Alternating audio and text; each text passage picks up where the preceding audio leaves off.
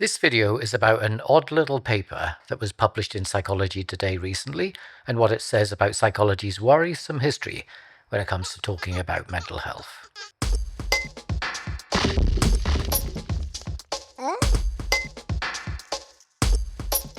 There's this magazine published in the US that's quite popular and maybe one of the most widely read magazines that is explicitly focused on psychology. It's called Psychology Today. It's been around for quite a while. It started up in the late 1960s with the goal of making psychological literature accessible to the public. And what it meant by psychological literature was stuff written by psychologists, people who do research in psychology, who teach psychology, who are in professional practice in psychology, and those who consider themselves some kind of expert in the field. It's written for a public audience and is designed to be engaging in ways that traditional academic psychology journals just aren't. I don't tend to read it because it's pretty much a voice of mainstream psychology, and there's too much of that stuff in my life. Basically, it tells the public that they have a problem which can be fixed by psychology, usually by some type of psychotherapy or self-care program. In fact, Psychology Today was recommended by the New York Times in 2021 as a good source for finding yourself a psychotherapist. And you can see that is pretty central to the magazine's website. It convinces you that you have a problem and then sells you a remedy to treat it.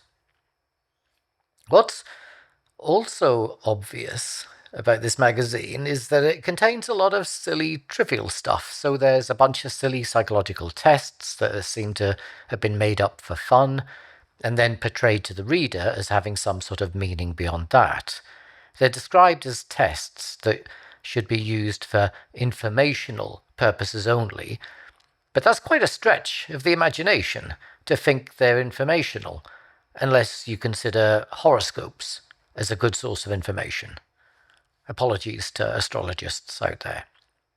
Now, as well as the silly, trivial stuff, there's that strong focus on fixing problems with the individual, and it's written in a way that's really about helping the reader identify what sort of person they are, how they could be better, and how they could go about being better with the help of some advice from a psychologist. It's a magazine which is focused on psychologists telling you what's wrong with you and telling you how they can fix you. Okay, so you get my point. I'm not a fan of this thing. But the magazine does occasionally throw out a curveball. And here's one that I got alerted to recently. It was an article called "My Family Wasn't Sick, the System Was," and was written by Felipe Mercado, a professor in social work at California State University. The article tells the story of his family, which is quite a tough story about drug addiction, poverty, and racism, and he links this to how we understand mental health. Its key points are that structural neglect, not personal failure, led to the loss and suffering in his family, and that social systems pathologized their trauma and ignored what had caused it. And he argues that we should not see a person's distress as an illness that requires treatment with prescription drugs, but that we should see it as caused by the way society functions, that it's structurally caused by the effects of such things as poverty, inequality, and discrimination. Now, it sounds quite radical, but it's actually similar to a message that was put forward in a statement from the Division of Clinical Psychology of the British Psychological Society back in 2013. That's the main professional body of clinical psychology in the UK. It's quite shocking to me that 12 years on, few psychologists appear to be aware of that statement and still think that any argument that such things as depression and anxiety are not illnesses is somehow a radical and controversial view, when it's not. In fact, the idea that such things as depression and anxiety are mental illnesses is the controversial view. It's controversial because it's not based on any robust evidence. It's not based on robust, conclusive evidence. It's based on speculation. And you'll see that in how the claims are usually phrased when presented to the public. The claims offered to the public are often phrased something like, it's believed that depression is a result of a chemical imbalance in the brain, or it's believed that depression has a genetic or biological cause. And then after that, there's usually listed some of the social factors that can also contribute. In referring to the neurological, genetic, or more broadly biological causes, the word doing all the heavy lifting there is the word believed. And it tells you that the concept of mental illness is based on a belief, not a fact. And therefore, all the medical treatments for mental illness are experimental, because the thing they purportedly treat is not yet known to exist. And most of those definitions offered to the public will say something along the lines of, we still don't know the exact cause for depression and anxiety. But the thing is, the social factors that are often listed after the biological factors, well, they're known to be the exact cause of the condition. That's actually the non-controversial bit. And that's the bit that's based on solid evidence that's been established for well over 200 years. And it's also self-evident. Think of how we saw a mental health crisis happening during the height of the COVID pandemic. Many of us experienced anxiety and felt depressed, but that wasn't because we'd become mentally ill in terms of having a sort of comorbidity, a medical condition triggered by our genetic deficiency that we were struck by alongside having COVID. We were anxious and depressed because of the horrid social conditions we were living under. Many of us were living under quarantine conditions and not being allowed out of our own homes, losing our jobs, and worse, losing friends and family to the illness. And if we didn't lose our jobs or lose people close to us, it was the ever-present fear that such things could happen that was making us miserable. We could all see that. We could see that it was the social conditions we were living under that caused our mental health to suffer. We didn't think that our anxiety and depression was an illness, because it was clear to us what an illness looked like at that moment. An illness looked like COVID, and our depression and our anxiety didn't look anything like that. But it's not just that it's self-evident in terms of, kind of common sense. Common sense can often lead us astray. It's that it's factually evident. We've got research to back it up, lots of it, over a very long period of time. And one of the most famous early studies was by Seabohm Rowntree, called Poverty, A Study of Town Life, which was published in 1901. It was a substantial piece of scientific work that documented how poverty, poor housing, unemployment, and lack of access to education all contributed to what we call mental illness, what we now call mental illness. Rowntree's work was conducted when public health and the social reform movement were really influential. And this was a time when there was a social model of mental health becoming influential in people's thinking. It was the social context that caused people to become unwell. And this contrasts with the medical model that dominates today. And that's the medical model that sits behind the idea of mental illness. So these days, the social model of mental health is seen by many as radical and controversial. And that brings us back to the article in Psychology Today. It will likely be seen as a controversial article by many people. But the article is far from controversial. Actually, it's pretty conservative, certainly in terms of the change it argues for. It simply argues for better therapy, which is perhaps one of the reasons it was published in Psychology Today, because the magazine sells psychotherapy. Critical psychology, which is the area I work in, would be a bit more gung-ho about arguing for broader structural changes, saying those are the things that are needed to improve the social conditions under which people live, because it's the social conditions that cause the misery. We would argue for more structural and progressive social change that would reduce poverty and reduce social inequalities and improve people's mental health. But that's not what that article is arguing for, and it's not what mainstream psychology argues for. So why not? Well, part of the reason, part of the answer is it lies in a long-standing alliance between medicine and psychology that ensures most of its efforts are tied in some way or another to the medical model, the medical model that sees misery as an illness. And it's an alliance that's been building since the early 20th century.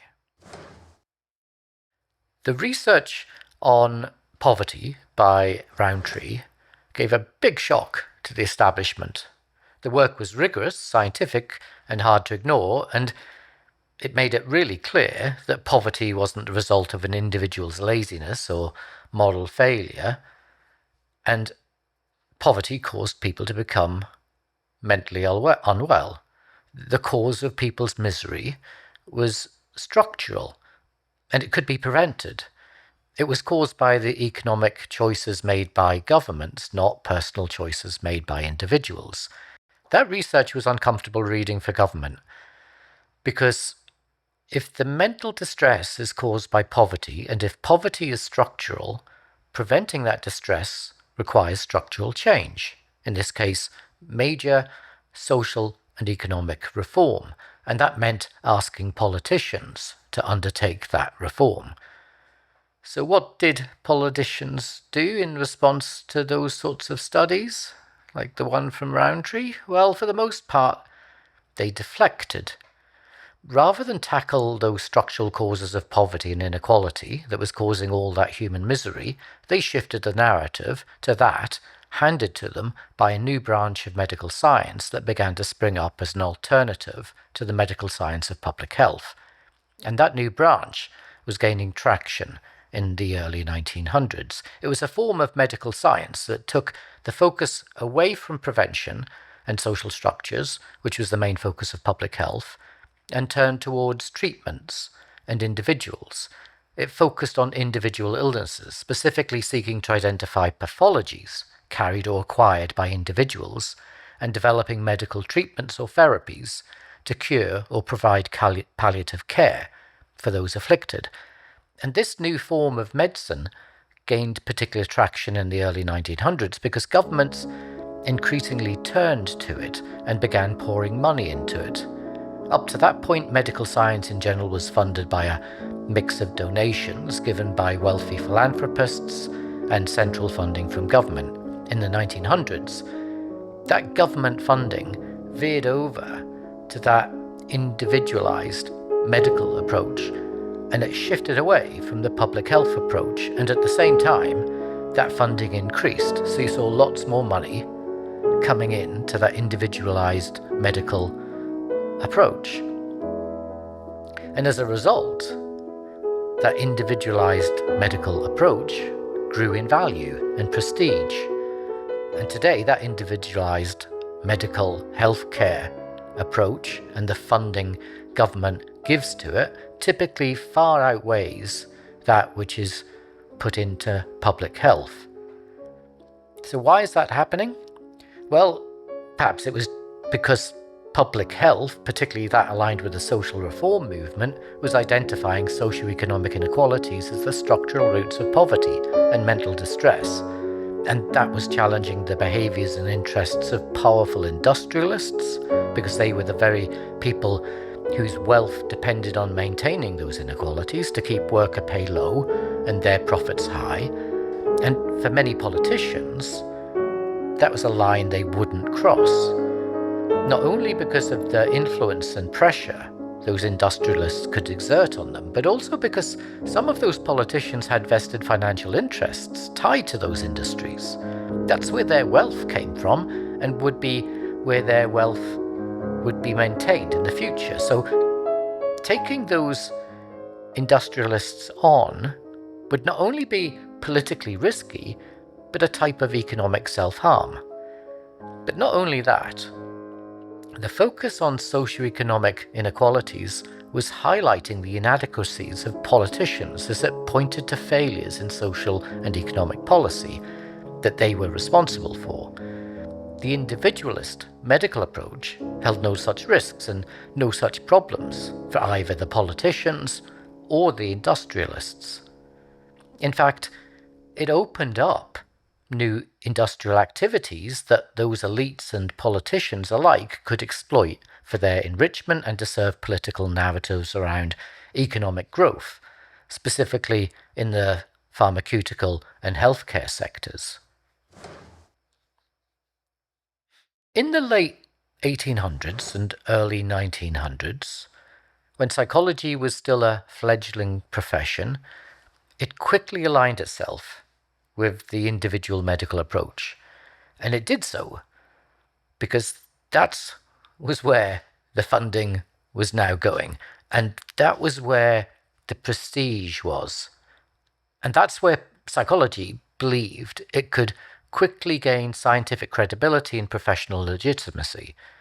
And you can see that in how clinical psychology took shape in the late 1800s and early 1900s, and very quickly started promising and offering individualized, medicalized treatments for mental distress, which it started to refer to as mental illness, a notion that had been around since the 18th and 19th centuries, but at that time was still not dominant, certainly not as dominant as it is today.